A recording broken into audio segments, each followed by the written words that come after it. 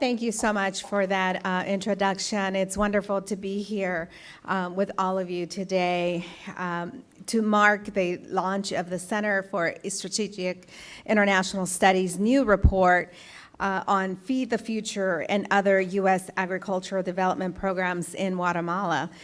Before I begin, I'd like to acknowledge the presence of the Guatemalan Secretary of Food and Nutrition Security, Germán Rafael González Diaz. Thank you for being here with us today.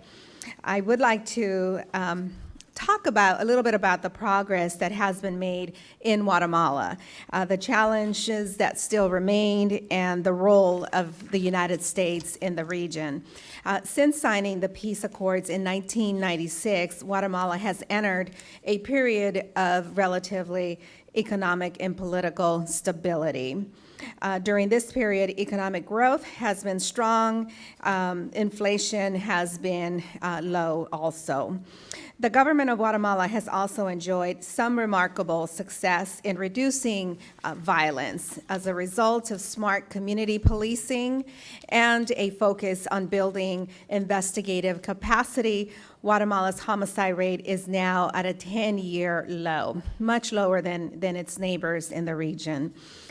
In recent years, Guatemala has also made important progress in combating corruption, and that is, thanks to the courage of the two women, former Attorney General Claudia Paz y Paz and current Attorney General Thelma Aldana.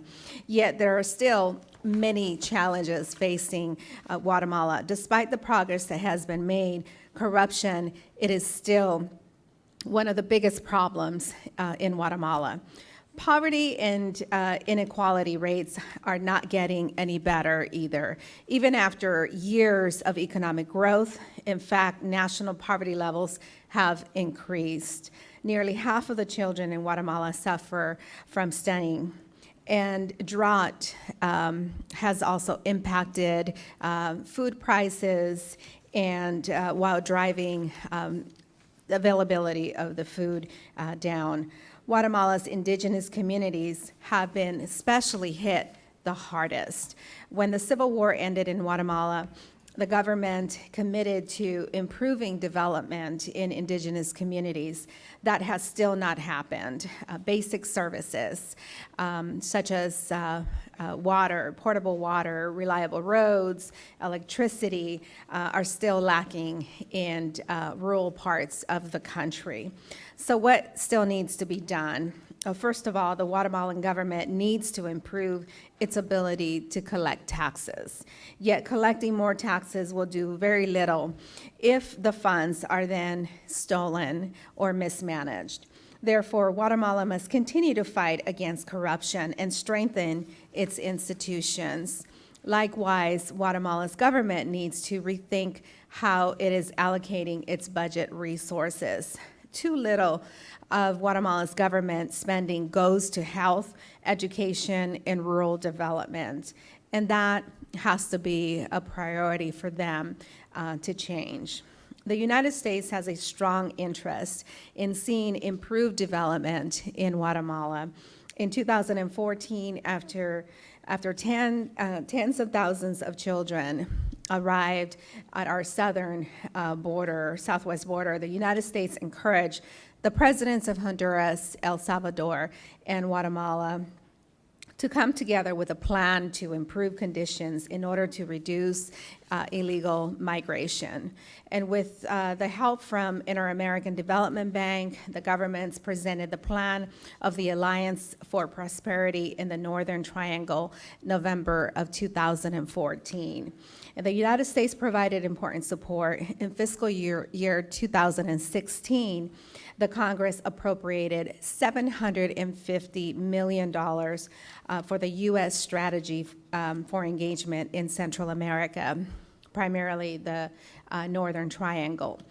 That was a substantial increase from previous years.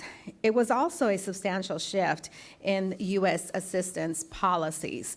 By increasing assistance and development and governance, not just for security. Congress recognized that if poverty and corruption remain widespread, it will be difficult to achieve sustained reductions of violence, thus compromising, our primary intent, and that's to reduce migration, specifically as it relates to minors fleeing their home country.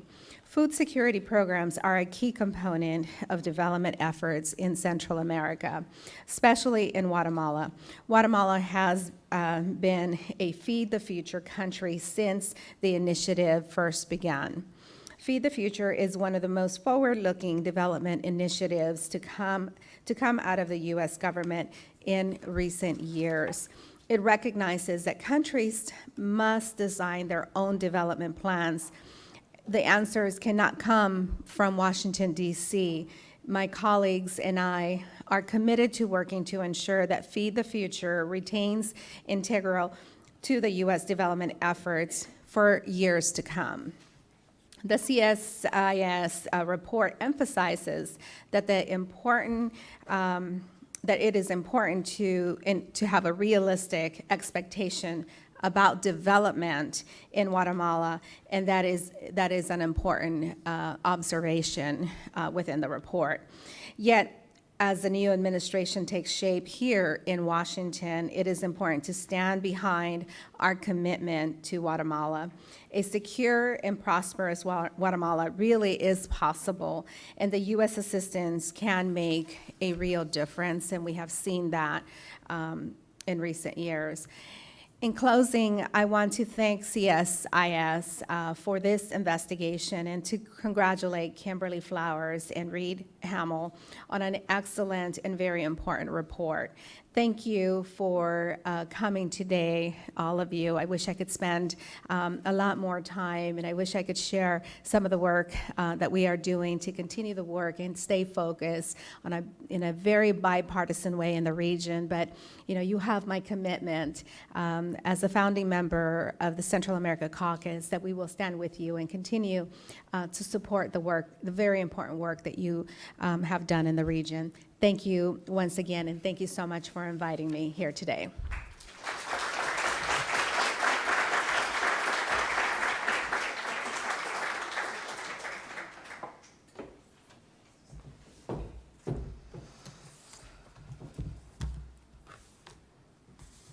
Thank you so much, Representative Torres. We're so grateful that you were able to come today.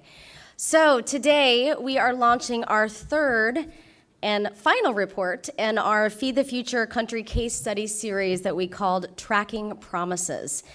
Each of these reports profiled Feed the Future strategies and investments in the largest country portfolios by region. The first one focused on Tanzania, the second on Bangladesh. If you're dying to have the whole set, we left a few of our extras of the Tanzania and Bangladesh reports in the back on your way out. Feel free to grab as many as you need. I want to take a moment first just to credit and applaud Reed Hamill. Reed's in the front there. I'm going to ask her to wave. She wrote this report, which when you pick it up, you will see it's almost like a book. Tackling such a large project is not easy, and I really hope that her thoughtful and critical analysis helps spark some new discussions on how we can best approach food security and nutrition in a country that is really an important neighbor to the United States. So thank you, Reed. Let's take a moment and give her some applause.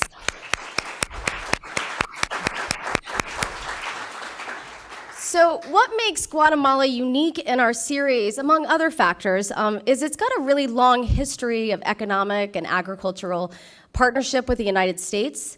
Feed the Future draws on that by its established interagency expertise with strong connections from USAID, USDA, and Peace Corps. And I'm just going to detail a few parts of this report. My hope is that you've been able to skim it already and that you'll go home and read different sections. But it really starts out with a discussion on the real food and security challenges that Guatemala faces, particularly in the predominantly indigenous areas of the Western Highlands. I'm big into graphics. So if you even see at the very beginning where it talks about the zone of influence, it's like on page 2 or 3. This is the area where Feed the Future programs are concentrated. It's an area also called the Western Highlands. The report really dives into the national governance context and As we know, and as Representative Torres pointed out, that country leadership and ownership is a central tenet of Feed the Future investments that we certainly hope continues. The report also profiles U.S. government investments, both in Feed the Future and other U.S. government programs, and then it attempts to answer a critical set of questions unique to this context and portfolio. So I'm also going to ask you to turn, if you have your reports, because I don't want you to miss all these good parts. If you turn to page 55, you'll see this is the critical section, or critical question section, which is a really great chapter. But it talks about, for example, the innovation labs and how U.S. universities are connected to this.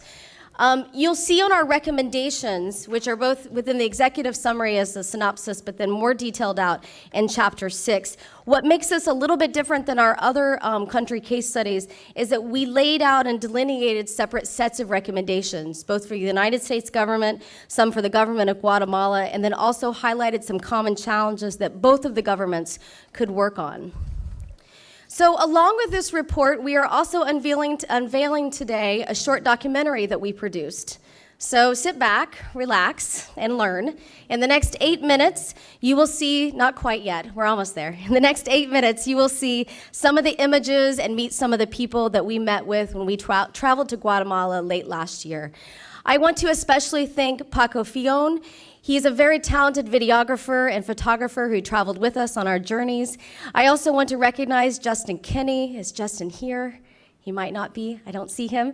Justin is a former PBS NewsHour foreign editor and senior producer. He now owns a company called Small Footprint Films. This is our second documentary to produce with his guidance, and I hope we have the pleasure of working with him in the future. I also want to thank Fran Burkham. Fran works in our award-winning CSIS Ideas Lab, and she helped piece it all together. It was great working with Fran. So let's begin and watch the documentary.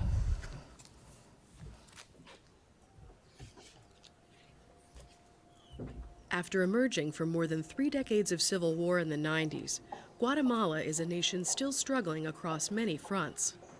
Despite steady economic growth and middle-income country status, it has some of the most alarming food insecurity in the Western Hemisphere. Its youngest citizens are hit the hardest. Its stunting rates alone of its children, so that means the children are not getting the right kind of nutrition that they need on a daily basis to reach the level of height that they should be for their age, is some of the most alarming in the world. Also alarming is the country's income inequality. The top fifth of the population controls roughly 60% of Guatemala's wealth, while the bottom fifth owns just 3%. Most of the poor are rural and indigenous families who depend on agriculture to survive. Guatemala's exposure to recurrent natural hazards and climate change is the highest in the region. The forced resignation and arrest of President Otto Perez Molina. President Otto Perez Molina is accused of taking part in a multi-million-dollar bribery operation. All this indicates the seriousness of the political crisis. The country's government, which has long been plagued by corruption, has failed to meet the most basic needs of its citizens. Its very low tax base has led to inadequate public spending on social and health services and on infrastructure to support the economy. In rural areas, there are only 3 healthcare workers for every 10,000 people. Another significant problem for residents in those communities has been the lack of local support to improve crop yields and income. There's no permanent agriculture extension service in Guatemala. So that means with every election cycle, they spend the first year within the Ministry of Agriculture looking for and recruiting ag extension agents that may or may not have the skill set needed for the job. Then they spend the second year training them to ensure that they do have the skill set. So the third year, they are actually starting to reach out to rural populations and giving them the education and the skill sets that they need so they can grow better crops. And the fourth year, those ag extension agents, which are political appointees, are oftentimes campaigning in the next election cycle. That lost time teaching better agriculture practices has had a compounding negative impact on the most vulnerable of Guatemala's population.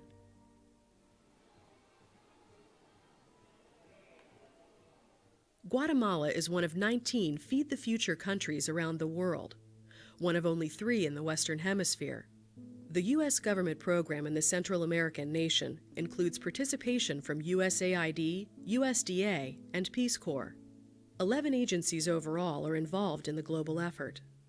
Its zone of influence is in the Western Highlands, where 10% of the country's population lives. In that area, you see 76% of families are in poverty, 26% or so are extreme poverty. 2/3 of the children are stunted. A majority are indigenous populations, and most haven't completed any primary school education.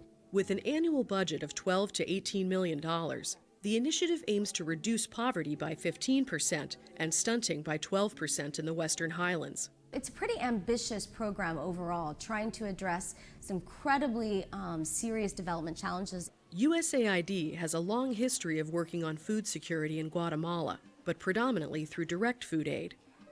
The strategy of Feed the Future, which started in 2010, places an emphasis on agricultural production activities to address the root causes of hunger, poverty, and malnutrition.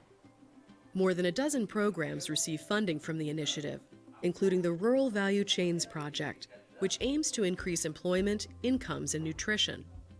Another program, NutriSalud, improves the nutritional status of women and children in more than 2,000 communities.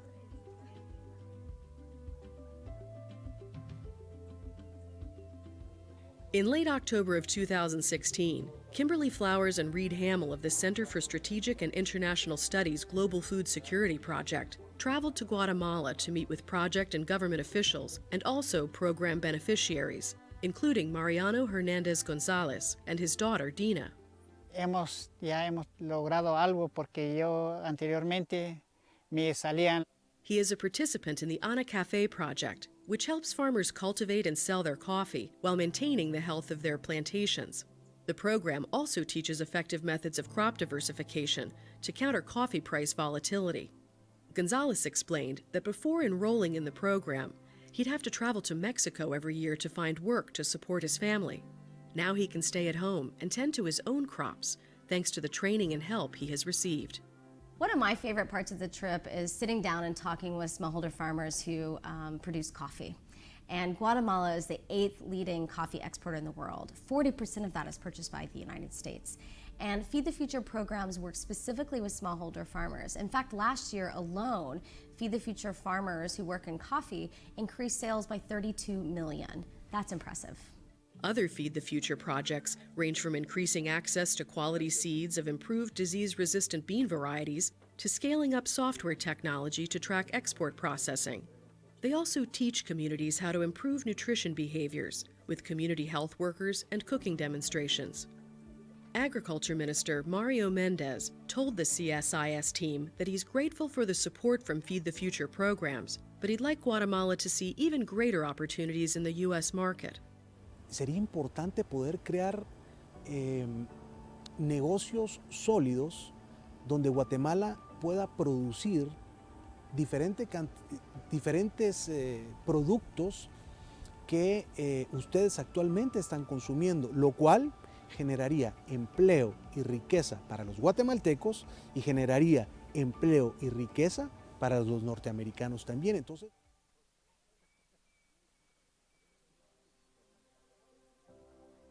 After 7 years of implementation, policymakers are taking stock of Feed the Future and its accomplishments and challenges. The Global Food Security Project's new report assesses progress and makes recommendations to improve program efficiency and effectiveness. Some areas that we think could be improved is one, looking at targets. Make sure they're realistic. Make sure they're achievable within the country context. We'd like to see an expansion of nutrition programs as well as more of a focus on food and water safety. There could also be better transparency of where the money is going and the progress that it's making thus far. You definitely see a huge improvement both in the lives of smallholder farmers and the lives of children and mothers. So now is not the time to stop. The future of U.S. government funding for food and nutrition security is uncertain under the new U.S. administration. Sustained resources for Feed the Future is critically important, not only to Guatemala, but also to the United States.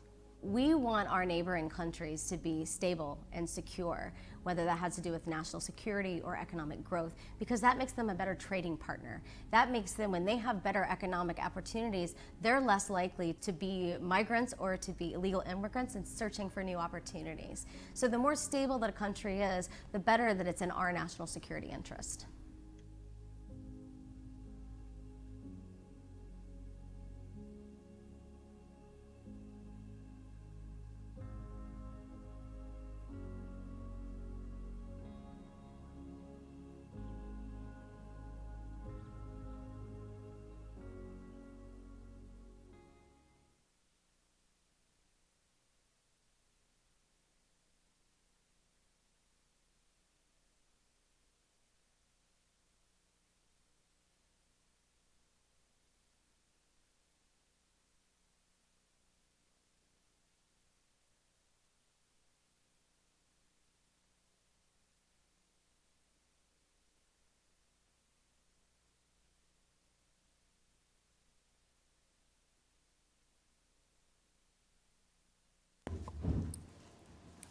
We have a really exceptional panel to join us today of experts and government representative. I'm especially thankful for those who traveled from Guatemala to join us. And they're here to share their thoughts and expertise with us today, but know that tomorrow morning we'll be up on the Hill briefing congressional staffers to help them continue to be informed as Congress stays engaged in this issue.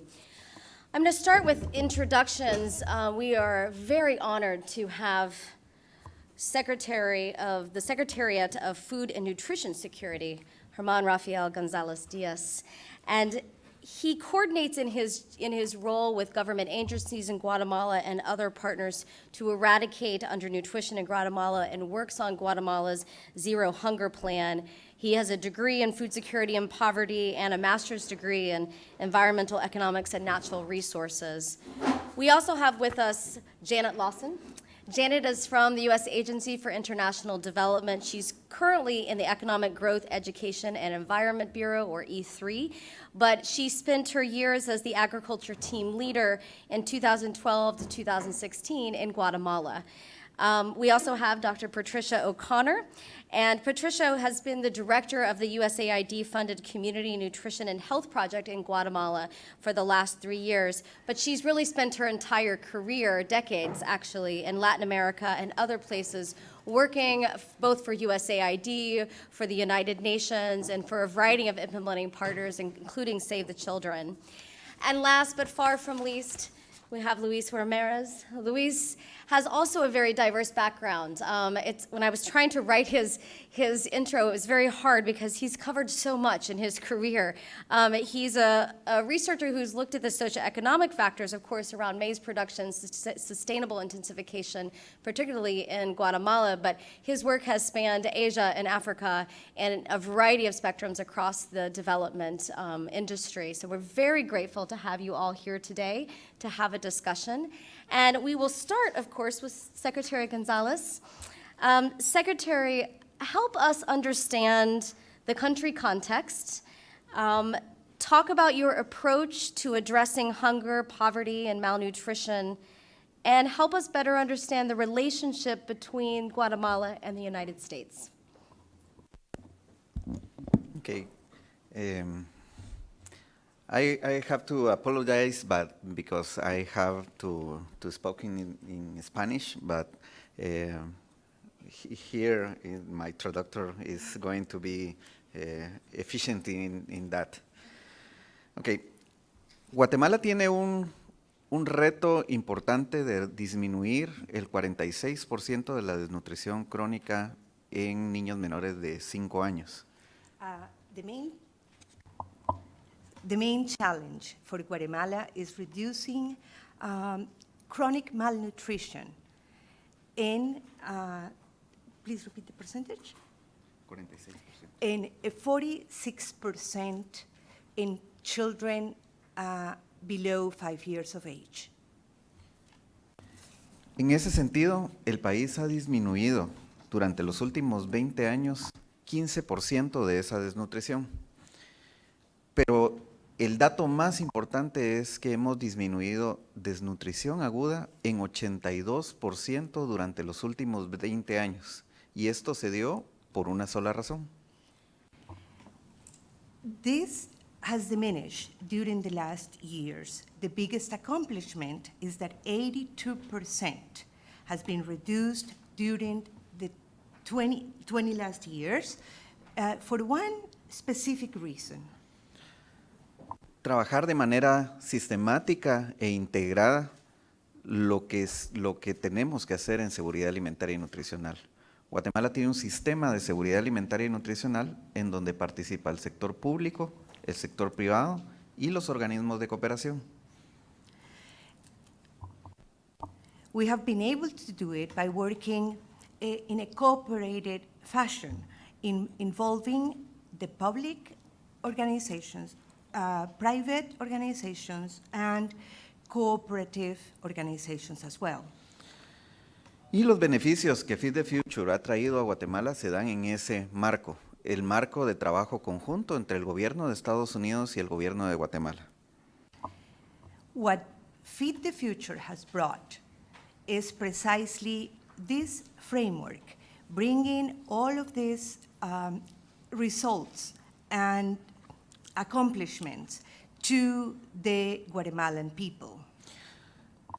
Por supuesto, esto genera sostenibilidad, en primer lugar, fomenta sinergia para tener metas comunes para el desarrollo rural, tal y como lo decía mi colega el ministro de Agricultura de Guatemala. It brings synergy, just as our colleague from Guatemala was explaining, and it helps in the transparency of the process as well. Hemos estado trabajando en manera conjunta para varios temas.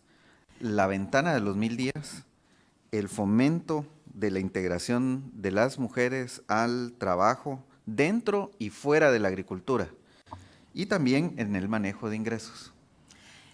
We have been working in different ways, supporting what is called the window of the 1,000 days, both at the national and the local level, integrating the training of women in jobs that are beyond agriculture so that they can get some income, and making communities more resilient. También la resiliencia de las comunidades a efectos vulnerables a desastres, crisis e inseguridad alimentaria, la respuesta al problema de la roya del café. Ustedes vieron mucho trabajo con agricultores y con cafetaleros, pequeños cafetaleros, y también en la innovación en las tecnologías y prácticas para apoyar a los agricultores en el altiplano del país.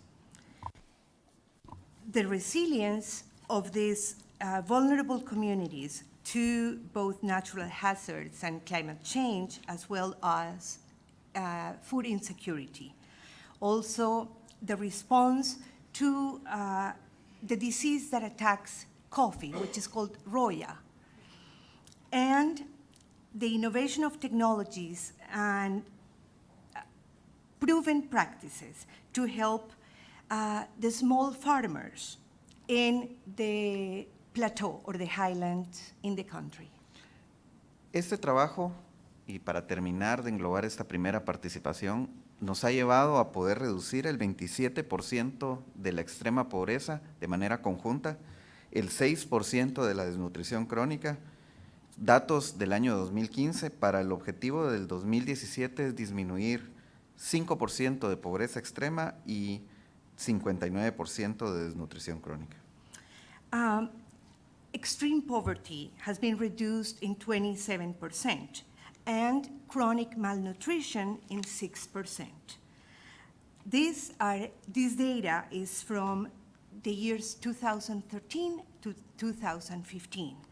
For 2017, the goal is reducing poverty, extreme poverty, to 5%, and chronic malnutrition in 59.3%.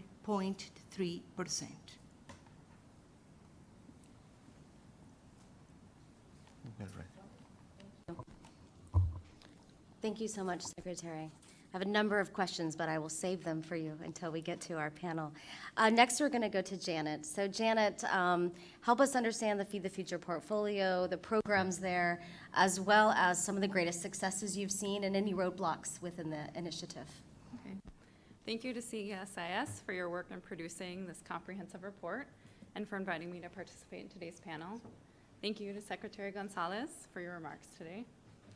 We would like to commend you and the Guatemalan government on the progress of the country's national strategy to prevent chronic malnutrition.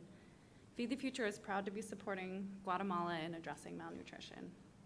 Through effective collaboration to implement an integrated strategy, USAID is working with the government of Guatemala, our fellow interagency partners, the private sector, and civil society to improve economic opportunities as well as access to and utilization of quality health, nutrition, and education services. Feed the Future aspires to make population-level impacts with rigorous measurements to hold ourselves accountable. And we have made progress against these ambitious goals to reduce chronic malnutrition and poverty. There are various challenges that rural families face in Guatemala that impact these goals, such as the devastating effects of the coffee rust disease outbreak, and the complexity and pervasiveness of the underlying causes of stunting in Guatemala.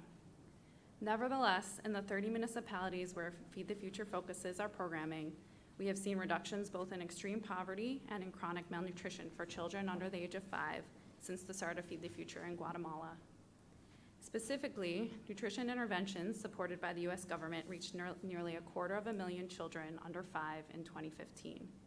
Activities have included pre- and postnatal care early in life, exclusive breastfeeding for the first 6 months, proper weaning strategies, vitamin supplements, treatment of anemia and diarrhea, and nutrition and family planning education.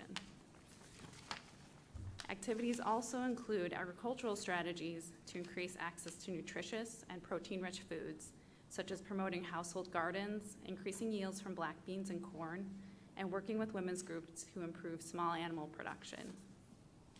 We have been able to effectively mobilize USAID's Food for Peace Development food assistance activities to work with very poor households to gain the skills and knowledge to improve maternal and child health, increase household access to nutritious food, and diversify incomes. The Feed the Future agriculture program helps small farmers access diversified market opportunities by improving business and marketing skills, as well as agricultural production and quality. In 2014, as rates of youth migration to the U.S. began increasing from Central America, the U.S. government refocused programming to a strategy that addresses the root causes of crime, violence, and migration to the U.S. Feed the Future's work to address food insecurity and poverty contributes to the strategy. Recently, we've been working to strengthen the focus on economic opportunities for youth within our work, as a lack of economic opportunities is one of the primary causes of youth migration in Guatemala. Learning from the past 5 years of implementation, USAID Guatemala has also expanded its focus on non-agricultural jobs as a pathway to reduce poverty in rural areas, complementing Feed the Future agriculture investments. Through projects such as the Rural Value Chains Project and Partnering for Innovation's AgriHoven project, we have strengthened the capacity of cooperatives to access new markets and supported youth to build savings and loan groups. While on a field visit, I had the opportunity to meet a young man who was working with a local company that partners with USAID to produce and use biological organisms in integrated pest management. He had successfully increased yields and cut input costs in vegetables production. He expressed that while he once considered migration, he had now was interested in remaining in Guatemala as he had increased his income and because he wanted to work with other families in his own community to use agriculture innovations to raise their incomes as well. We are very proud of the collaboration and partnerships we've had with many key stakeholders throughout the Feed the Future initiative. Chronic malnutrition is a stubborn issue in Guatemala. With child stunting rates that remain the highest in the Western Hemisphere and among the highest in the world, the fight to end child stunting is one we can't win alone or overnight. It will take strong partnerships and a sustained collective effort. Thanks again for having me, and I look forward to discussing these issues further. Thank you so much, Janet. We're just going to pop all around. Normally we go straight down the line, but we want to, as Luis says, keep you on your toes. So we're going to go next to Patricia. What would you like to add, particularly help us think about this from the government of Guatemala's approach to the health sector? Okay, thank you very much. It's a pleasure to be here. I applaud the report that CSIS has developed. I think it's a very candid capture of the situation in Guatemala, which is a very challenging one. As Janet just pointed out, Guatemala is a middle-income country, yet it has a health profile that mirrors one of a country with far, far fewer resources. So I would like to complement what's been said so far by talking a little bit about where we are in the health sector in Guatemala, the challenges that are at hand, and maybe look to some rays of hope or some possibilities that are emerging. I think there are 4 overarching challenges at the policy level. First of all, there's been tremendous instability in the sector. I've worked in Guatemala now for almost 3 years, but I've worked under the leadership of 5 ministers, and I have supported 3 very different primary health care service delivery models. So with so much instability and change, it's very hard to get traction to improve health outcomes and reduce chronic malnutrition. Another overarching challenge is the financing. It's been pointed out that Guatemala has some of the lowest tax revenues in the hemisphere. So that takes us to think about the size of the pie that the country is able to spend on health. And there's a second issue, which is how the pie is divided up. And so the health sector is getting short shrift, if you will, in terms of the allocation for primary health care. The sector is also quite fragmented. You have the Ministry of Health with certain responsibilities. It's receiving about half of the public sector financing in health and covers over 80% of the population. And you have the Social Security Institute receiving almost the other half of the funding, and yet covering about 17% of the population. Increasingly, there are resources in local government budgets that can be used for water and sanitation and health, but it's very difficult to put all the pieces together under one coherent strategy. And so I think the instability, the lack of financing, and the fragmentation in the sector have created a big challenge for Guatemala to take promising interventions to scale. And we know from experience around the world that working at scale and really covering all of the families in need is critical to seeing the impact. So that's still a pending dream, I would say, in Guatemala. But there's a lot to be hopeful for. There's new leadership in the Ministry of Health, and Minister Hernandez came into the position bringing a team of seasoned experts, and they all share a vision for an inclusive model of health, which is called MIS in Guatemala. And the MIS model really, for the first time, I think, in a very serious way, puts universal access to primary health care as the overarching goal. Guatemala also right now has a presidential commissioner for the prevention of chronic malnutrition. So that he has been able to integrate the efforts of all of the line ministries that participate or contribute to reducing chronic malnutrition, as well as civil society groups. They've all participated in generating a new national strategy for preventing chronic malnutrition, and the Secretariat for Food Security and Nutrition is the operational arm. And CESAN, the Secretariat, has tentacles all the way out to the community level in Guatemala. So CESAN works through the national community and rural development structure. So I think there is now a good possibility for this leadership to emerge and carry the country forward. And I think one of the pending questions, if you will, is the 1,000-day window of opportunity. It's clearly the heart of the new national strategy, but it has not yet been embraced by the Ministry of Health. So I think there's some internal dialogue and work to be done in that regard. At the operational level, there are challenges that really need to be addressed.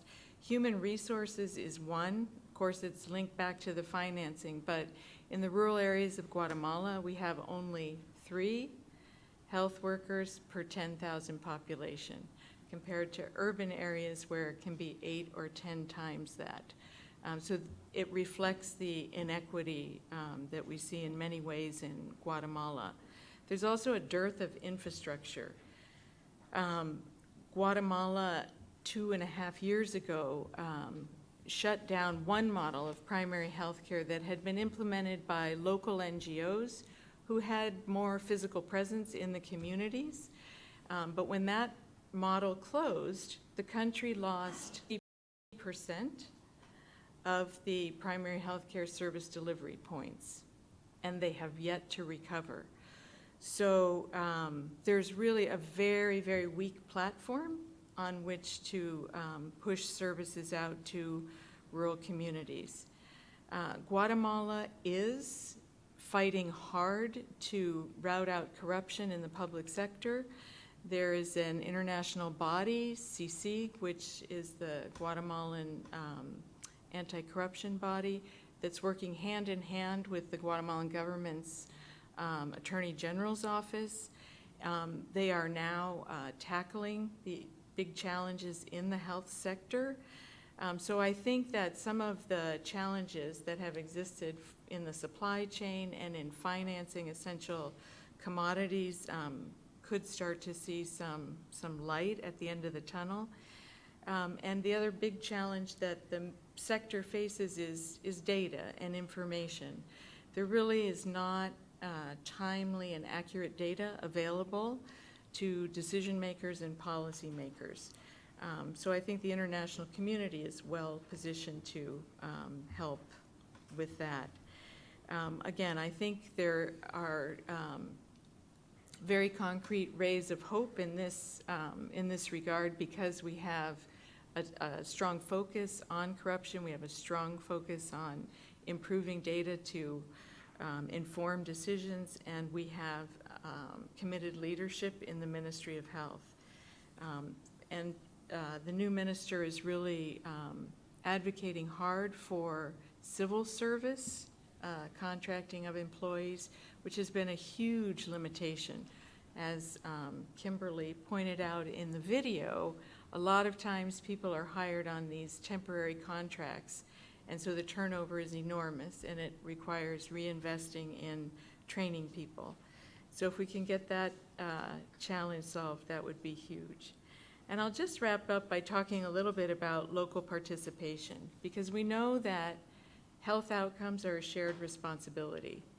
Families and mothers and community leaders need to work together with the formal health sector if we really expect to see reductions in stunting and improvement in health outcomes. And I think here Guatemala has generated some very promising tools that are showing a lot of uptake. And so I think there's an emerging platform for linking the family and the community to their local government and onto the health sector. And I think a challenge here is to really work more intentionally with adolescent girls and young women. First pregnancies in Guatemala occur at a very young age, and we see very high rates of low birth weight. So we're already putting newborns at risk of stunting before they really even have a chance to get going. So I applaud USAID's growing emphasis on adolescent girls and adolescent health, and I think that is an area that Guatemala will be working on more as we go forward. Fantastic. Thank you, Patricia. Luis, what are we missing, and what are you going to add to this dialogue? Well, again, thank you very much for the opportunity to be here. Thank you, CSIS.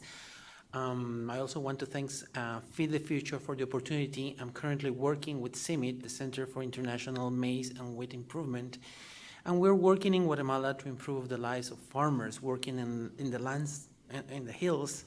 And these are very small farmers who sometimes they don't even have enough land to work, and they are losing their soil, they are losing the water, they don't have enough the capacity to produce enough food for themselves, and they go out and look for labor and where they can work.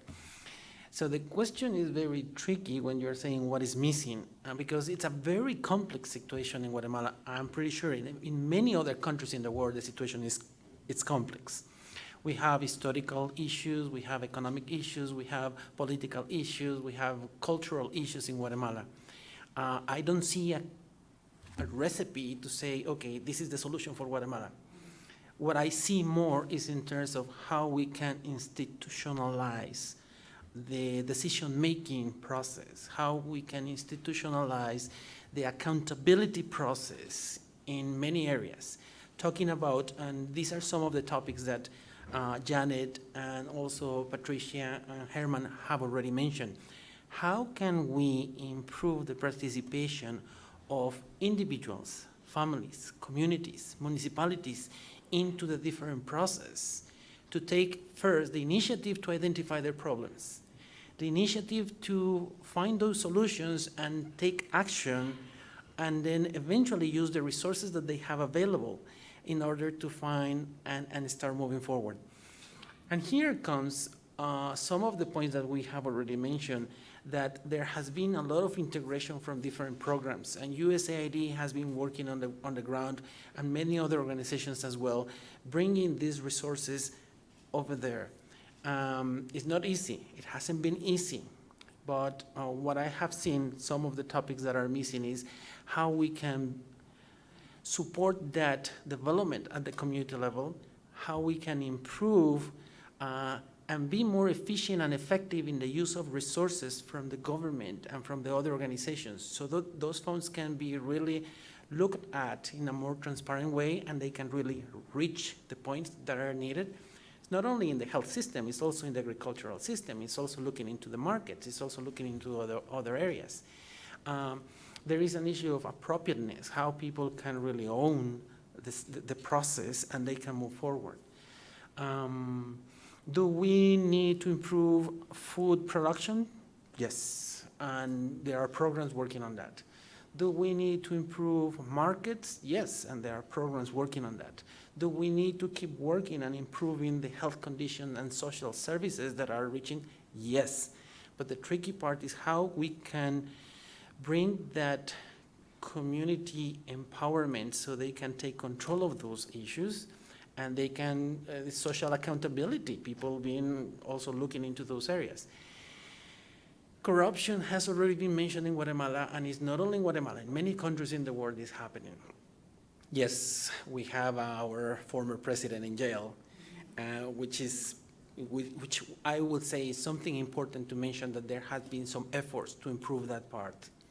But that level of participation has to come down at the community level so people can take ownership of those things, probably not at the level of the president, but probably at the level of the agricultural services, the health services, the community services, so people can really demand better quality of the services, but at the same time being part of how those services are implemented and move forward. Wonderful. Thank you so much. I want to start with my question. I'll start with the Secretary, but I'm also curious of your other thoughts. You know, one thing Guatemala has going for it is very well-written plans. Their strategic plans are very solid. The challenge is the implementation of those plans. And, you know, Patricia, as well as others, have pointed out the instability, you know, due to political turnover, the lack of financing, you know, the tax base keeps coming up over and over, and the fragmentation in the health sector, I'm sure, can probably spill over into challenges and other challenges of the agriculture sector. So starting with the Secretary, what are your biggest hurdles to implement the work that you know needs to be done? We've talked, you're very thoughtful, you're a very good strategic leader, so why can't we just make it all happen? What's the biggest challenges that you face in your role trying to implement great strategic plans that you have on paper? Uno de los, voy a mencionar al menos 5 retos que nosotros tenemos para poder hacer de que los resultados se muevan lo más rápido posible. I will mention at least 5 challenges that are making more difficult to reach the outcomes we wish.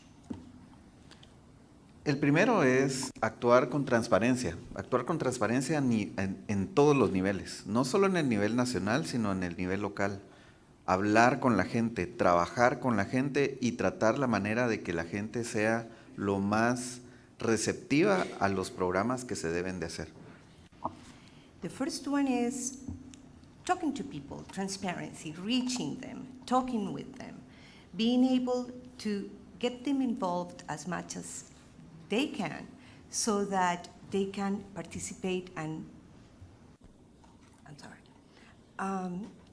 Sorry, it was a problem with the sound here. So again, reaching people and involving them as much as we can in all of these projects.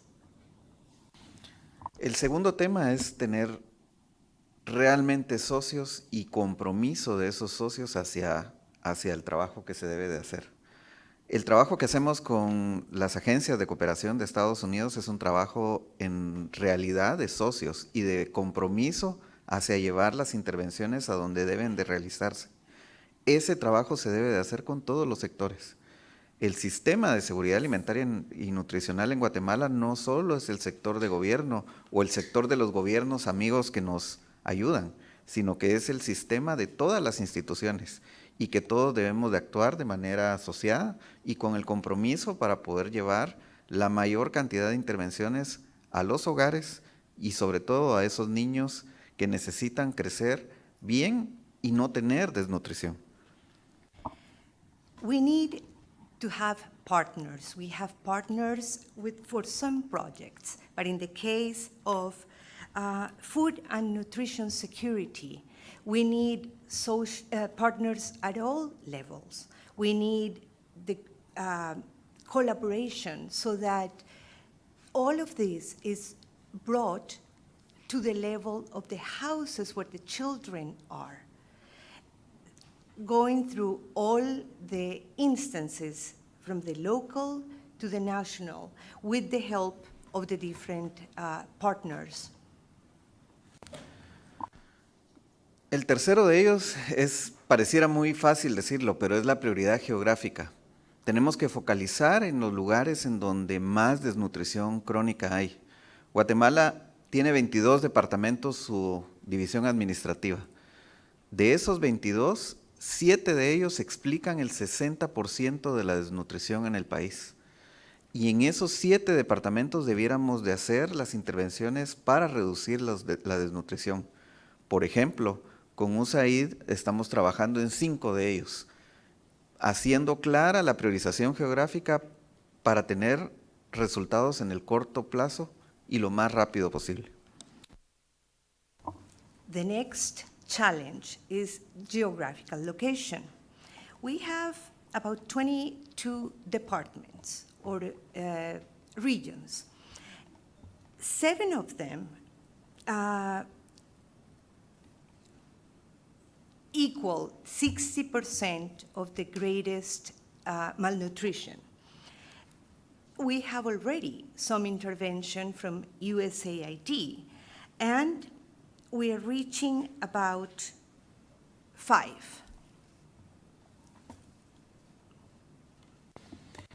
El último de ellos voy a unir 2, sostenibilidad y aumentar la capacidad del sector público del país.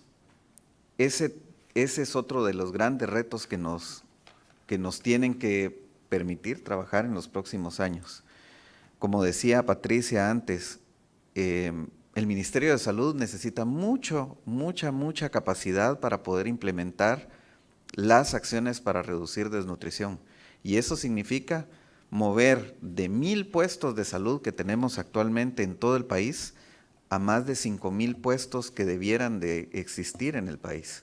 Esos 5,000 puestos, por supuesto, no se pueden construir de un día para otro, pero debemos de trabajar en hacer y aumentar que la capacidad del sector público tenga mayor efectividad y sobre todo tenga un acercamiento con la población lo más pronto posible. The next challenge is sustainability and increasing the capacity of the public sector. We have currently about 1,000 jobs that help in healthcare, and we need to increase it to about 5,000. That is the challenge in itself, because it's all the resources that need to be placed or put in motion to create those job posts. Thank you, Secretary. To the other panelists, any comments or reaction to his remarks or other thoughts on Again, challenges to implementation. We mentioned already many, but anything else that you want to add on that point?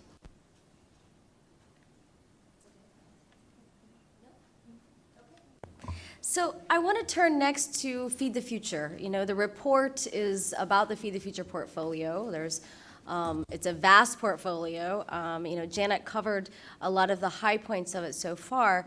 But Janet, you know, over the last 7 years, what do you see if someone asks you as sort of the best lessons learned in Guatemala in terms of is there anything that maybe will shift the strategy moving forward, or what have you learned in terms of in that implementation that we didn't know before Feed the Future?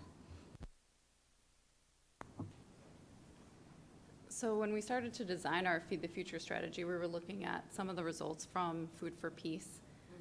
And we saw, as we've seen in Guatemala, that chronic malnutrition rates, it's been difficult to reduce them.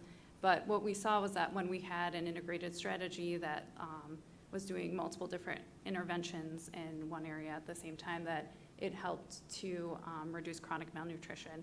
There's been increasing incomes in Guatemala, but we really designed our strategy to have a greater impact by looking not only at agriculture interventions, also the health interventions, including education, looking at local governance, and having the Food for Peace, food assistance angles to it.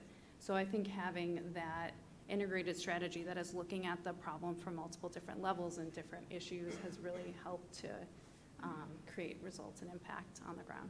Yeah. Since you brought up the original strategy and plan, how did that sort of shake out? You know, right? Sometimes you write a plan at the beginning and that doesn't always occur as it goes out. You learn some lessons and change some things along the way. So when you look back at sort of the early days of Feed the Future and throughout your time there, did anything dramatic change or shift in terms of strategy or focus? I think the major strategy change was when with the U.S. strategy for engagement in Central America, the SEN strategy is when that started in 2014, and the U.S. government committed to working on reducing crime and poverty with more depth and emphasis in the Northern Triangle countries in Guatemala, Honduras, and El Salvador. And so with that, we were really focusing on how are we gonna increase economic opportunities. And so we were looking at agriculture opportunities, but also now our portfolio shifted some to look at non-agricultural opportunities as well. And also, as I mentioned before, the focus on youth is really looking at that with the strategy. When you talk about non-farm, we saw at least some like weaving and, what's that the right word, weaving? Yeah, for textiles, right? So is that what you're talking about? Or are there other examples of non-farm activities that you guys are working on? So that is one of the examples, especially we really wanted to focus on women in the portfolio, and to really get at women's incomes as well, we focused on textiles, handicrafts. But now we're starting a new component.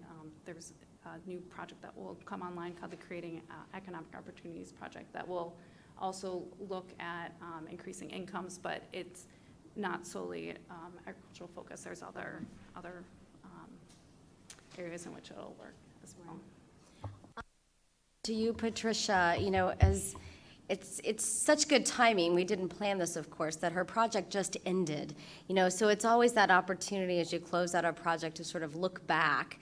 And so as you look back at NutriSalud, you know, tell us a little bit more about the project itself, maybe some of its greatest accomplishments, but also what you would advise to USAID Guatemala as they look forward to see how they might shape some things differently from some of the lessons that you've learned. Yeah, thank you very much. The project had 3 overarching objectives. We worked on promoting the 1,000-day window of opportunity, the essential nutrition actions. We worked on improving the quality of integrated basic maternal, child, neonatal health care, and we worked on local participation. And I think there were a couple of the interventions in the project where we really wove those 3 objectives together. in a way that holds great promise for Guatemala. And one of them is a tool that we created. It's called the Wheel, and it's literally it's a poster that supports household behavior change, and it's a wheel that links very concretely to the 1,000-day window of opportunity. So we have specific known behaviors that, if adopted by the household, will help ensure a healthy pregnancy, which is critical. We have another set of behaviors which, if there's uptake in the family, will ensure good child care through the second birthday. And then there's another set of behaviors related to, we call them everyday practices. So it has to do with hand washing, using and cleaning a latrine, separating animals. So they're more the nutrition sensitive interventions. And the wheel was far more successful than we envisioned. We knew theoretically this would be a great tool, because you can go into a household, you can talk to the family about the behaviors and negotiate with the family for them to try one or two behaviors. And progressively, as the 1,000 days roll on, the family can try and adopt new behaviors. But the real surprise for us was the enthusiasm that local health workers had for using the tool. And I used to say, you used to go to a health center and the health outreach worker might say, okay, I'm going to fill up my backpack today with a flyer on breastfeeding. And she'll go out and do a round of household visits and drop off, pictorial images of appropriate breastfeeding. 2 weeks later, she's going to go back and she's got a similar flyer on early child feeding, et cetera. So by the time she's filled her backpack with a lot of different folders and she's gone to all the houses and they've received all these different flyers, everybody is confused. They're all very good messages. They've all been validated. They're wonderful. However, they're not integrated. So what the wheel did was made it very easy for health workers to arrive at a home where this poster with the 19 known practices is hanging up, check in with the family, how are you doing on the uptake of this behavior, and add new ones as they go. So both families and health workers were incredibly enthusiastic. In just 18 months in the project, we surpassed our goal and saw 55,000 new participants in the wheel. So I think that's a lesson or a tool and a very promising strategy for the Ministry of Health. And I'll just close that example by saying toward the end of the project, we also came up with a set of complementary tools to really engage community leaders. Chronic malnutrition is invisible in Guatemala. People don't see it. We can sit here today and be horrified at the rates of chronic malnutrition in Guatemala. But when you go to a village and 73% of the children are chronically malnourished, it's the norm, it's what's expected. So we needed to think of creative ways to make chronic malnutrition visible and to create enough momentum and motivation among local leaders to really work on it. And so complementing, making sure community leaders understood the practices in the wheel and giving them their own tools to monitor and follow up and dialogue with families. And so again, I think that's another it holds great promise at the local level in Guatemala. So to the extent that community leaders and families understand the issue, they truly rally. And we saw beautiful examples of community leaders getting involved. For example, in one high community in the Cuchumatan Mountains in Huehuetenango, which is above the tree line, so there's no forest there, and the community had no latrines. But when the community council, the community leaders understood that having a clean latrine could contribute to a healthier childhood, the community leaders said, well, we have to build latrines. And they went the extra mile. They negotiated with their local municipal government to have some materials delivered to the community, and they organized a latrine building project.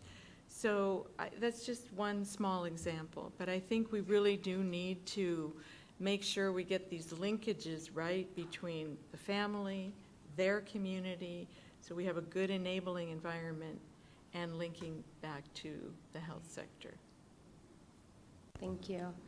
Luis, a similar question for you, on the project that you worked on, Buena Milpa, tell us about some of the successes you had there. But I'm also curious, this is sort of a double whammy question, because I want to hear lessons learned and things that you've seen with the Feed the Future investments in your projects or others. But I'm also curious of how you see that's tied to climate change. How is any of this work, we know that Guatemala is, whether it's drought or other issues, is seeing the effects of climate change. How does that connect to what you see in agriculture? Okay, well, it's actually a very good question. And the project is actually working with very poor farmers and I mentioned that before, in the hills. And some of the major problems that the farmers they have over there is that they are losing their soil, and the water is basically just washing out all the nutrients of the soil, and they have very little production. So some of the things that the project is working at this moment is how we can improve sustainability, which is basically water and soil, but at the same time, how we can improve productivity in those conditions.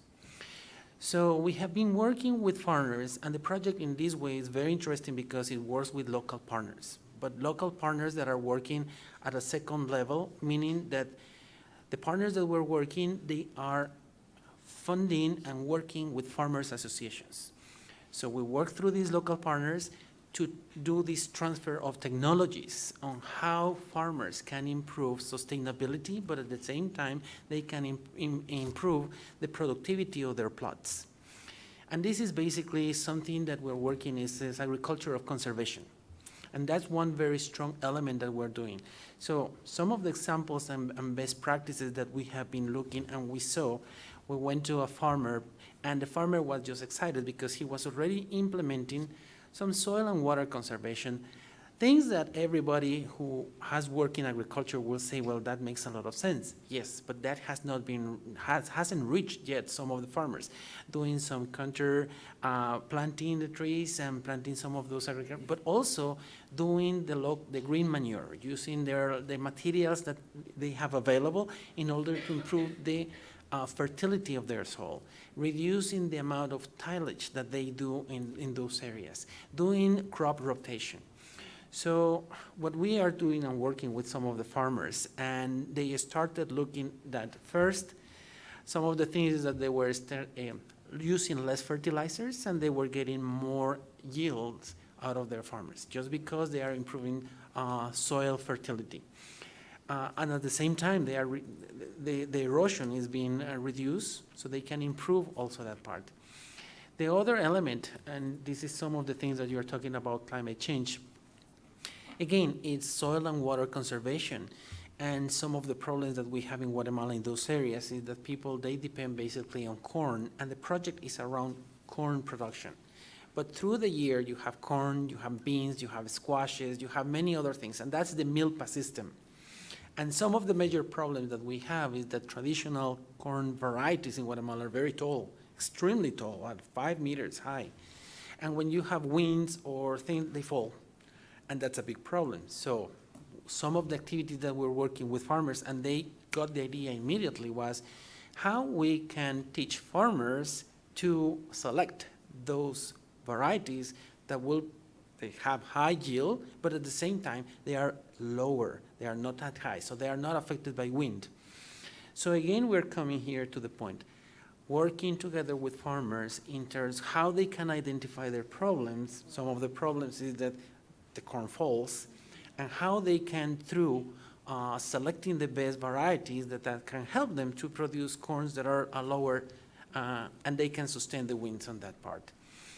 So after 2 or 3 years of working with them, farmers are already identifying and they already have those things. But the interesting thing in here is that we started working in some communities with this, and farmers from other areas, they say, hey, we want also to learn about how to do that. So farmers are teaching to other farmers how to do that process and work on that. So again, it's spreading and working on how to improve their soils and how to improve their corns and their milpas, because that's the other element that we're introducing, is how we can diversify their crops. And it was a very interesting project, Más Frijol, which is also implementing and diversifying beans. And you're going to say, well, in Guatemala, everybody eats beans. Yes, but there was a problem. The problem was that there was a pest that was affecting beans. So there was a big trade-off over there. The beans just became very expensive, so people, they stopped buying the beans or producing the beans. So Más Frijol started supporting that, but they were supporting with a bush type of beans. And in some of the parts where we're working, traditionally they have the string beans, the beans that were just crawling around the maize, which is another traditional in some parts of Guatemala that they can do it. But they needed a variety that was not so aggressive that will crawl all over the maize and reduce yields. So we worked together with another USAID project that has been selecting varieties that were not so aggressive. We work with the local Institute of Mason, the local Institute of Technology, who developed the seeds. And with our partners, we were able to disseminate these seeds. So we are promoting the diversification and use and availability of beans, which brings a lot of protein on that part.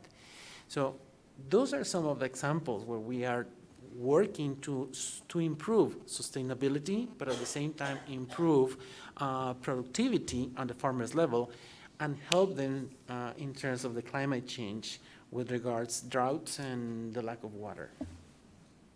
One of the things I love about Feed the Future is, we talk a lot about integrating nutrition and agriculture, but it's pretty obvious right here on this panel that we have Patricia, an expert in health and nutrition, sitting right next to someone who can talk about ag production systems, and that they're both a part of this initiative. I think that's important to keep in mind. I want to have one last question for Secretary Gonzalez before we turn to the audience, and that's about sort of what I just mentioned. Feed the Future, certainly, as we say in the report, things can always be improved, but there's a lot that's been done here that's successful and that we want to recognize. And as you in this political climate, we know we may be facing funding cuts. We know that the reason we bring the field to DC is so that we can better educate the Washington policy community, but as well as better educate Congress of how these programs actually look in the field. So Secretary Gonzalez, my question to you, I ask this a lot on my events more and more, I realize, but why should America care about what happens in Guatemala? If we have an America First policy, why is it in the U.S. strategic interest to invest in Guatemala to do things like we've just heard that their projects do? Una muy buena pregunta, y también voy a tratar la manera de hacerla lo más resumido posible. Guatemala está pasando por un camino bastante lleno de oportunidades para poder llevar desarrollo a sus comunidades, pero sobre todo para una población que está en rápido crecimiento, como son los jóvenes. Y los jóvenes tienen un primer paso que dar, que es pasar por la ventana de los 1000 días. Tenemos una alta experiencia en conjunto, USAID y Guatemala, gobierno de Estados Unidos y gobierno de Guatemala, en poder estar a un paso de eliminar de una vez por todas esos altos índices de desnutrición. Y necesitamos terminar de hacer ese trabajo, ampliando la cobertura, como decía Patricia, hacer escala. Oh, excuse me. Excuse me. I was going to say, she's got a lot to translate over there. I was thinking in Gracias. Spanish. Thank you. Okay, so first of all, thank you for the great question, and I'll try to be brief. Basically, Guatemala has plenty of opportunities for developing communities, and especially targeting one population, the youth. They are really key for this 1,000-day window, which we have been working in collaboration with USAID, and it would allow us to really eliminate the greatest indexes of malnutrition.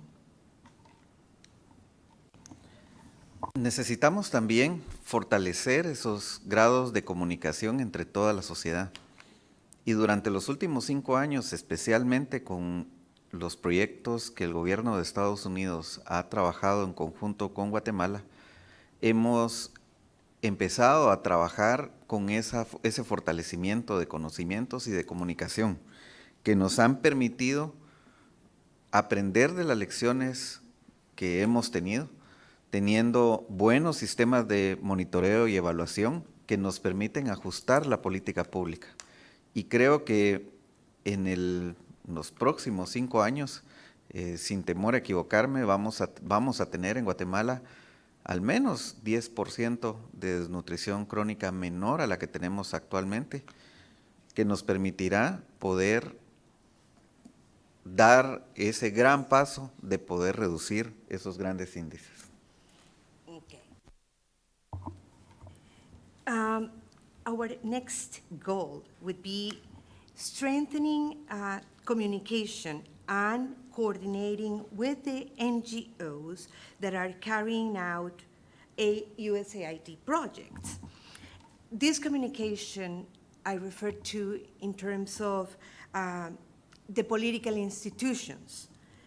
We already have a good channel of communication, but we need to improve it. And that would allow us to eventually bring 10% of chronic malnutrition to at least lower it down at a 10%. That would be our goal for the next years.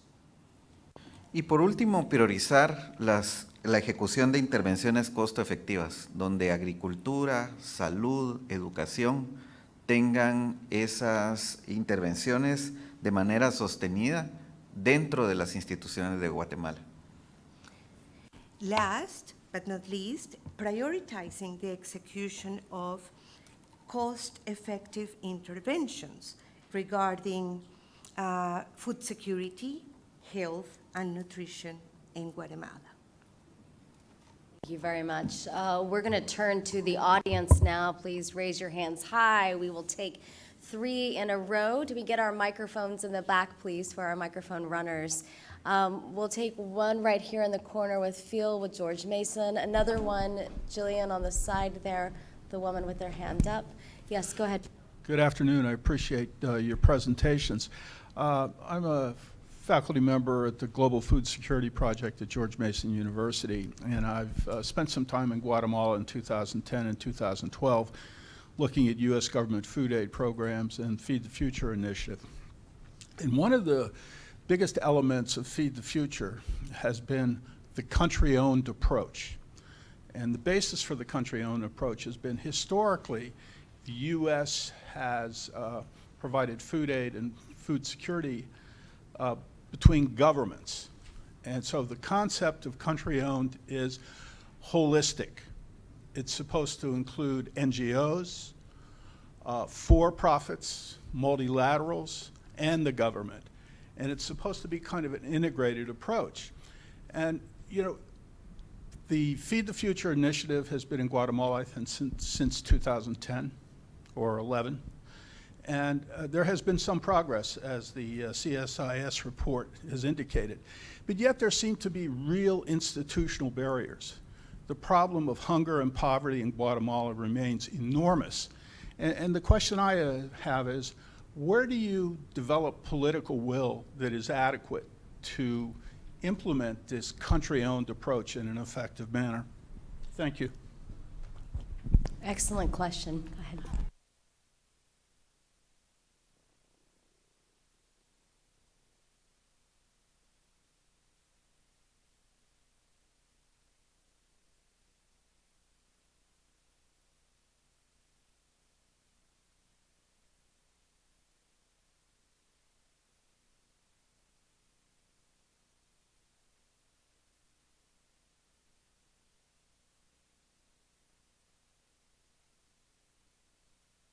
Let's take one more question before I turn to the panel. Right, go ahead and do the back again, the woman in the white, yes. Thank you. My name is Claudia Gonzalez from the Organization of American States.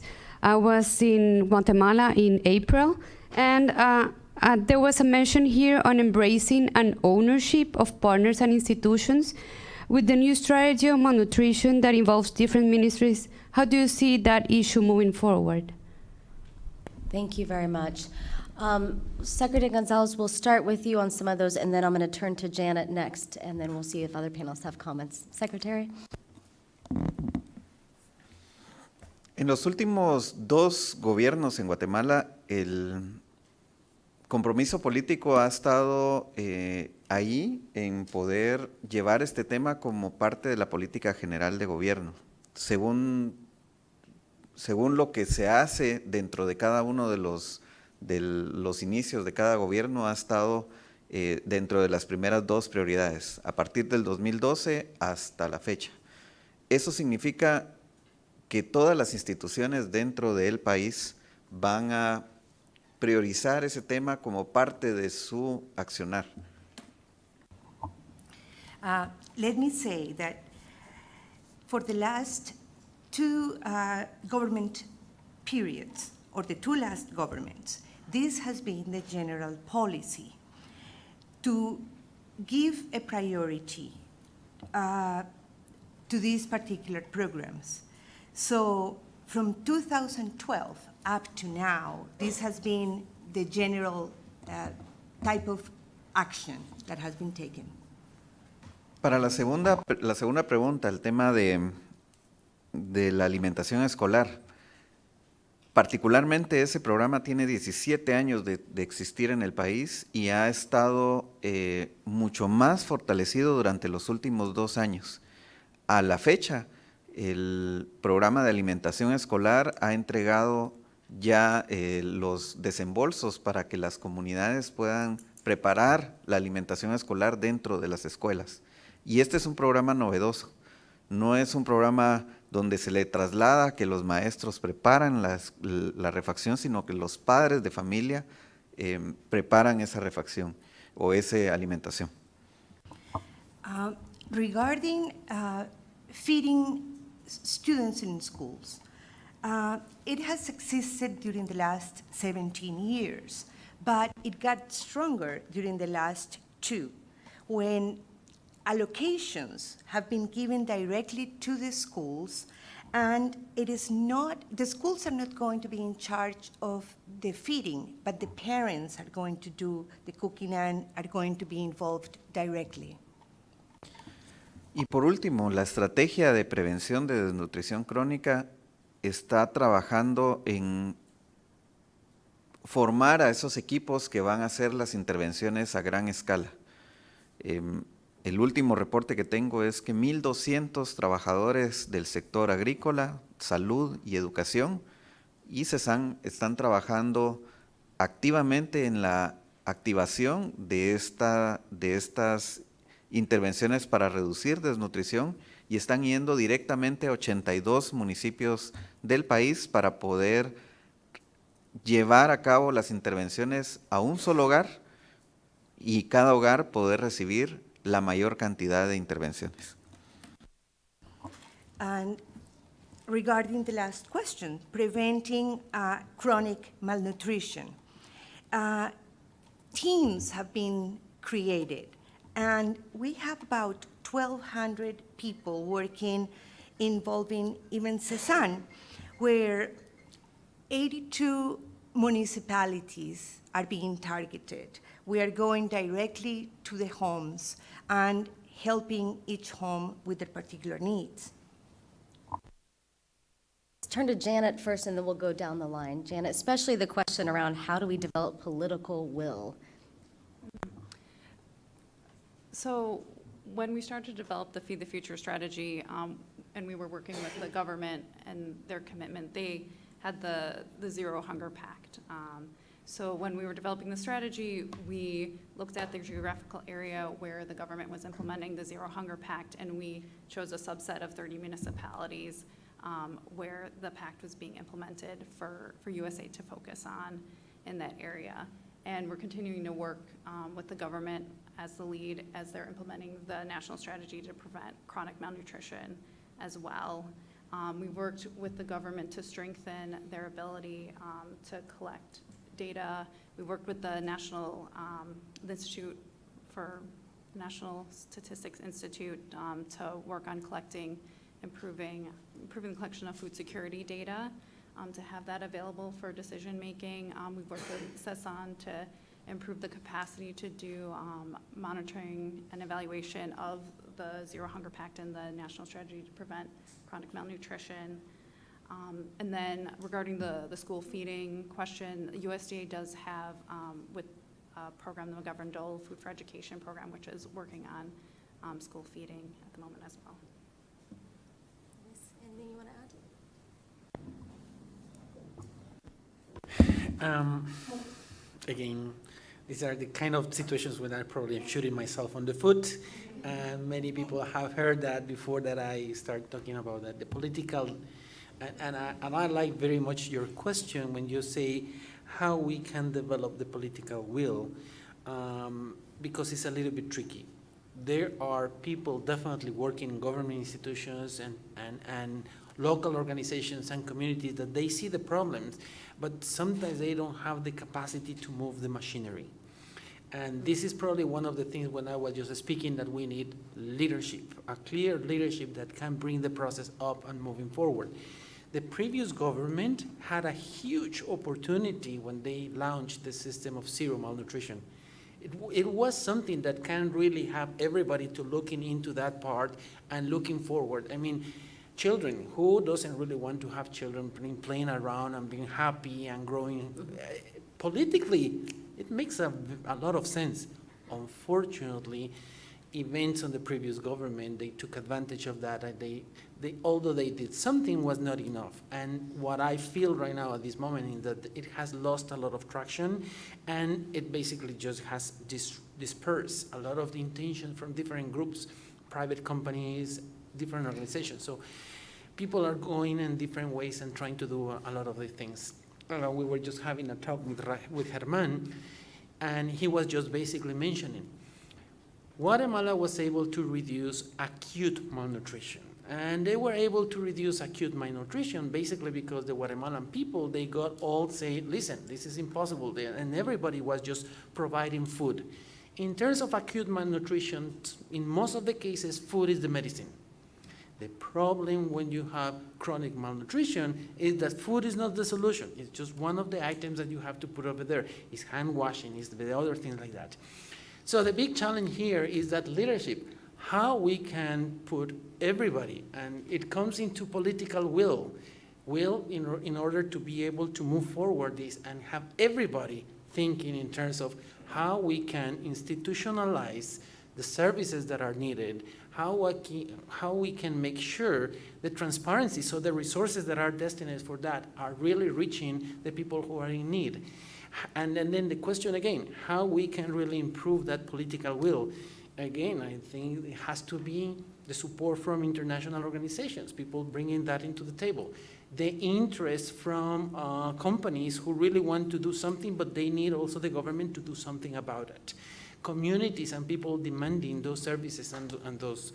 So I would say we cannot have only one person making the political will, but it has to be a group of organizations creating a critical mass so that starts spinning in the right direction, because it has scattered all over the place. Mm-hmm. Thanks. Patricia, Yeah, thank you. I also think the question on political will it's fundamentally important. And I think part of the solution is for Guatemalan citizens to hold their government accountable.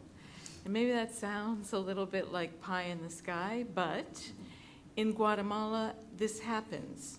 I mean, I think if you look back to the fact that it was civil society that demanded that the government address corruption, and it led to the installation of the International Commission Against Corruption in Guatemala, CSIC. It was civil society groups that brought down a very corrupt government 2 years ago in a very, very peaceful way. But these are examples that have brought together the elites and the rural communities. And I think there's another example that's maybe even a little more directly connected to nutrition and health. And that is that about 10 or 12 years ago, civil society groups pushed for the government to make good on women's reproductive rights. And they pushed, and they pushed, and they pushed, and they got a law. And then once the law was passed, there was so much debate that the law didn't go into effect. So the citizens pushed again, and they pushed, and they pushed. And the law is now in full effect. And the great thing about this law is that it includes a financing mechanism. So the inputs that are required for women to really achieve their reproductive rights, it's a system that works. And I tell you, if there's ever a moment that financing mechanism is under threat, the civil society watchdog groups are all over it. So I think there are good examples in Guatemala of citizens holding their government accountable. We had an enormous missed opportunity for this to happen when 2.5 years ago, when the government shut down the NGO subcontracted program for primary health care. And I had mentioned earlier, we lost 70% of the service delivery points in the rural areas. It went virtually unnoticed. Citizens did not really react or speak up. So I think it's a curious question for me why chronic malnutrition is not triggering such a widespread reaction from civil society. But I think that if there's a spark that could create that kind of a movement, once Guatemalans can come together, they know how to push an agenda forward. And there are other examples also with other watchdog groups, but I think it would be just wonderful to see the citizenry of Guatemala contribute to a sustained political will, a sustained national agenda that survives changes of government and other instability. Excellent points. Thank you. Go back to the audience. Raise your hand for questions or comments. Come right here to the man in the glasses, Julian, on the, my left side, right there. Yes. Hi, Lizardo Bolaños, Guatemalan. The first question would be, I've heard a lot about transparency, I've heard a lot about political leadership, but I haven't heard a lot about civil service reform. And this is important because we have to remember that the health, the public sector workers were supporting the president that was being convicted by corruption. We have to remember that also the people connected with the Education and Labor Union were supporting him, and also NGOs in the rural areas. So there is an issue that has to be working about civil service reform that we're not talking here that I think is important. And the other one, I would like to hear about non-agricultural opportunities that go beyond weaving, especially from the Guatemalan public sector, because I believe if we want to provide good jobs, weaving is not a solution. Thank you. Please go ahead. Good afternoon. Excuse me. I'm here representing the USDA along with my colleagues, representing both the McGovern-Dole Food for Education program and the Food for Progress program, which we've made significant investments through Feed the Future since 2010. And one of the things I'd like to know from the group is what kind of brings our programs together is the education component. Education also not only at the primary school level, but where programs like McGovern-Dole are working, but also at the university and secondary education level, where our projects have worked in the past with private institutions like Valle de Guatemala or University of San Carlos. Where do you see in the next 10 years, this push, like the priorities and what is needed at the education, at these different education levels, both in rural communities, but also for higher institutions of learning, and with respect to like the next generation of youth in Guatemala? Thank you. Thanks. We'll take one more. Anyone else? Jillian, can you give it to Bob right there? Yes. Thanks. Go ahead, Bob. Thank you. Bob Rabatsky with Feed the Future Partnering for Innovation. I like the report. I thought the report was a little bit light on how you can help the business sector, the agribusiness sector in particular. What kind of look and assessment is there for the business enabling environment in Guatemala? And some regional integration. I'll give you an example.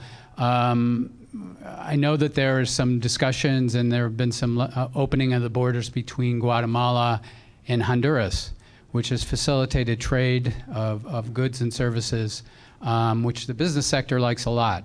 In the report, you show that there's about $3.5 billion of ag exports to the United States. Well, there's a similar amount of exports to the region. So encouraging that trade would be a very good thing for business, for jobs, and hence nutrition, I think. And we just had a biological event, a lab event down in Guatemala where we had some businesses come in to look at investing in that sector in Central America. And one of the big issues is registering a product in Guatemala. You have to register the same product in El Salvador, and in Honduras, and Costa Rica, and Panama. If you could register it once so that it could be sold everywhere, that would attract a lot of businesses. So just a question. Thank you very much. Go ahead and turn to the panel, and we'll start with you, Secretary, and we'll just come all the way down for anyone who wants to answer any of those points. But particularly, as you know from the documentary and questions, I'm very interested in the civil society, or not civil society, but the civil service reform. I will say, to your point, like when Reed and I were in the field, this came up in every single conversation we had. I would literally start to look at my watch to see how long it was going to take for them to bring it up without us bringing it up. So it's clearly a huge issue. Of course, we were talking about more for ag extension agents, but it carries across the way of how those continual, the political change and how that affects the civil service is a huge detriment to getting basic services out. Secretary.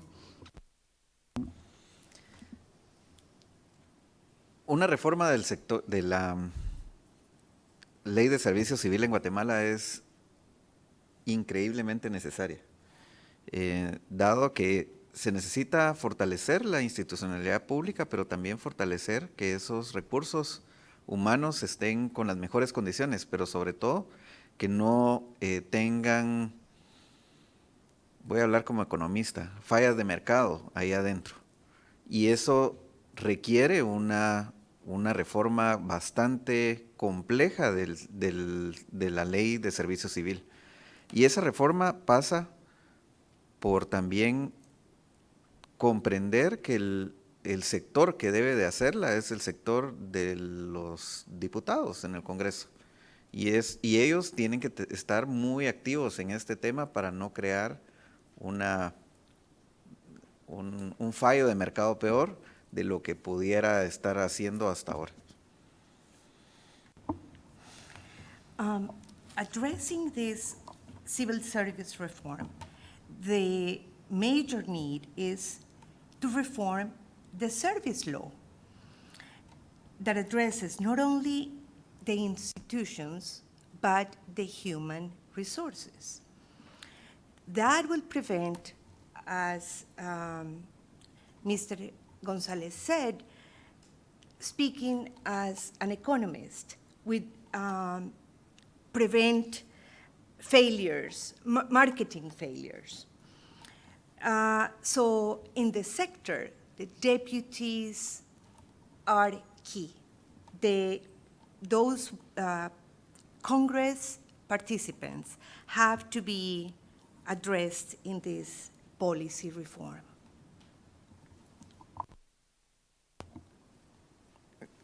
Quiero hacer un resumen de las dos últimas preguntas, porque el tema de educación es un tema clave. La estrategia que ahora está trabajando el gobierno para hacer educación va no solo al nivel formal, sino que al nivel informal dentro de los hogares. Y es importante también llevar información y educación a las mamás para que ellas puedan tener mejores prácticas de salud, de nutrición, de alimentación con sus niños. Regarding the other two questions, it is important to combine the strategy that has been used in education, not only in the formal level, but the informal. How? Bringing to the homes, to the mothers, this information that is going to help them have not only better health, but eventually better nutrition for the children. Y que esto se traduzca en mejores índices de nutrición. Guatemala tiene ahora la tasa más alta de doble carga de malnutrición, obesidad y desnutrición en el mismo hogar. Y tenemos que trabajar muy fuertemente con las mamás. Guatemala tiene el 50% de las mujeres en edad fértil con sobrepeso y obesidad. Y en el 20% de los hogares hay un niño desnutrido, con esa doble carga. Y tenemos que trabajar mucho en educación, muy fuerte en educación. So it is an imperative to work in education. We have like a double Burden. Burden, thank you. Exactly. And one is moms, 50% of our mothers can be both obese or malnourished. And in 20% of houses, we have that, obesity and malnourishment, so therefore the double burden. It is an imperative to tackle both at the same time. Y muy rápido, el último tema, el sector agroempresarial. Tenemos que trabajar muy fuertemente también, y eso lo estamos haciendo dentro del sistema de integración centroamericano, para tener los mismos estándares. El Salvador y Guatemala han trabajado muy fuertemente en los últimos 20 años, y ahora Honduras está trabajando en este último periodo. Y estoy seguro que el gobierno de Estados Unidos nos ha estado apoyando mucho con ese tema de poder estandarizarnos para trabajar con los mismos códigos, las mismas leyes y las mismas formas de poder comercializar nuestros productos, porque nuestro mayor consumidor de productos de exportación no es Estados Unidos, somos nosotros mismos en la región centroamericana. The last topic, how to deal with these standards.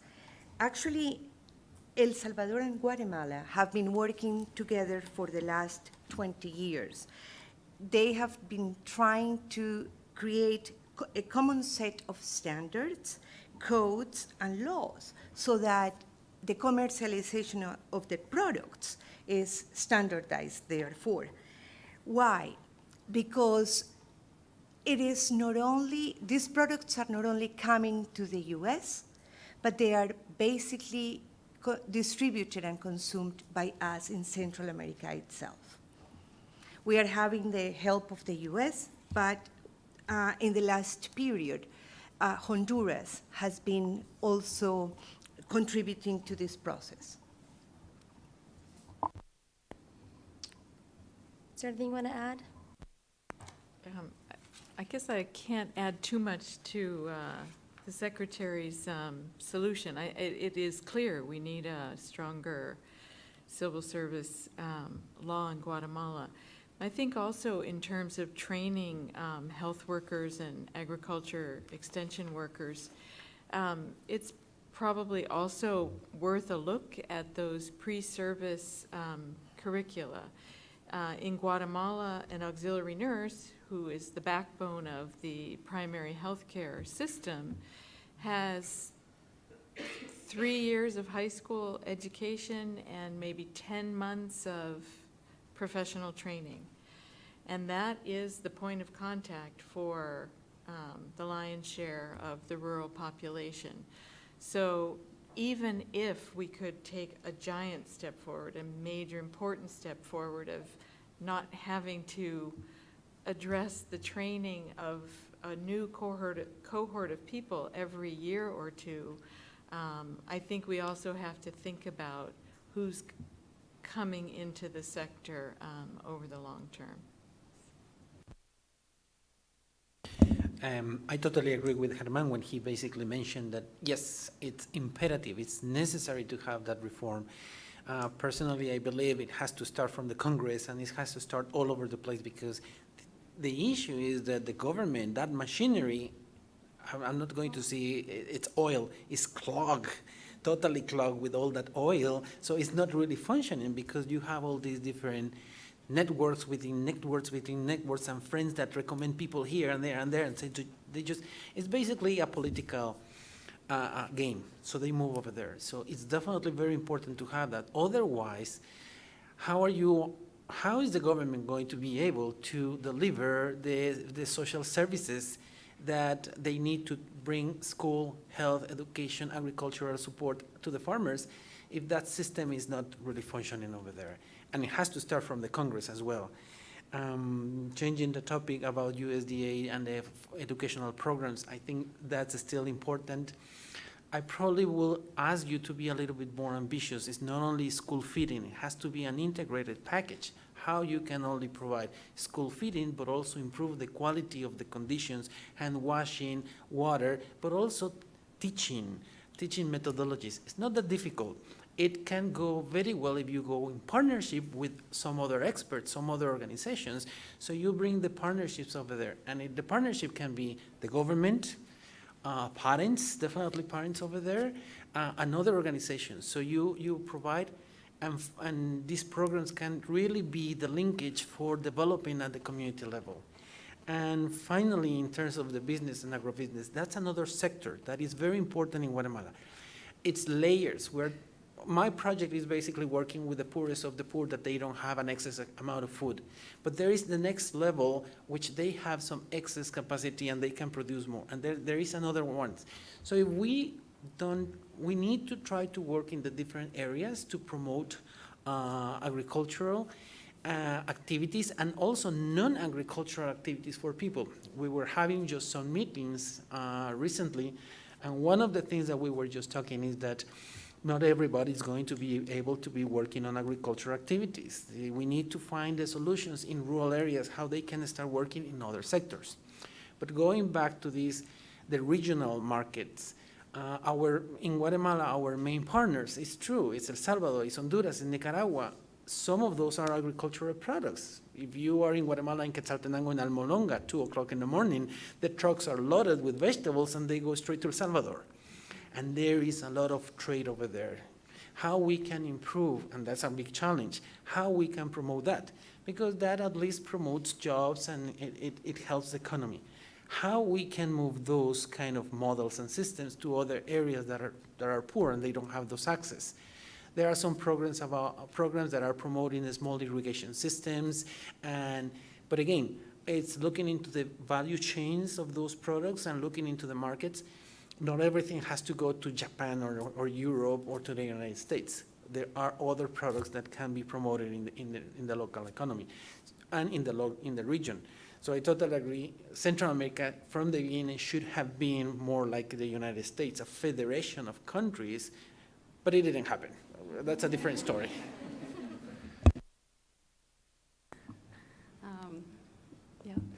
Civil service reform is definitely important, as Secretary Gonzalez touched on. We had a policy and regulatory support project that was active in Guatemala for a few years that looked at the civil service reform law. It was also regarding the business enabling environment. It also looked at how to reduce the number of days, such as to register businesses, which Guatemala did reduce the number of days to register businesses. USAID has also worked a lot on sanitary and phytosanitary standards, which is essential with trade, not only to the U.S. and in the whole region. With the work on sanitary and phytosanitary standards, the number of containers that were rejected in the U.S. Was significantly reduced through the work with the government and through education on SBS in Guatemala with farmers. Regarding the question on education, yeah, we're focusing a lot on youth education now as the focus shifts to looking at youth, especially looking at vocational training and how youth can gain different skills to work in the labor force as the economy is shifting and different jobs are opening. It's also looking at economic growth. Building small and medium-sized businesses is very important. So enabling people to have those skills to work in those businesses and having their entrepreneurial skills to lead and start new businesses is also critical. We're going to do something a bit unorthodox and actually end early. But I want to give you an extra couple of minutes to come up and ask the speakers any questions that you didn't get to, and also to network with each other, as we always have a great group in the room as well. Thank you so much for coming out. Thanks for those that are watching the live webcast, especially in Guatemala. And a huge thank you to our panel of experts and representatives. Thank you very much.